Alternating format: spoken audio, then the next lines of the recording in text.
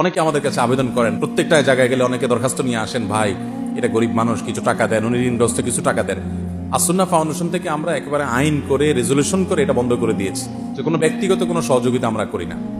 আমাদের কাছে কোনো গরিব আসলে আমরা গরিবকে বলি, আসেন আমাদের ট্রেনিং সেন্টারে ভর্তি হন, ট্রেনিং নেন, বিনা পয়সা ট্রেনিং নেওয়ার পর আপনাকে আমরা অবশ্যই ট্রেনিং এর জন্য উপযোগী হইতে হবে, ওই ক্যাটাগরিতে পড়তে হবে। বিভিন্ন রকম ট্রেনিং আছে আমাদের, কাউকে ড্রাইভিং ট্রেনিং, কাউকে শেফ ট্রেনিং, কাউকে কম্পিউটার ম্যানেজমেন্ট, কাউকে ওয়েব ডেভেলপমেন্ট ট্রেনিং, যার যার শিক্ষাগত যোগ্যতা অনুযায়ী।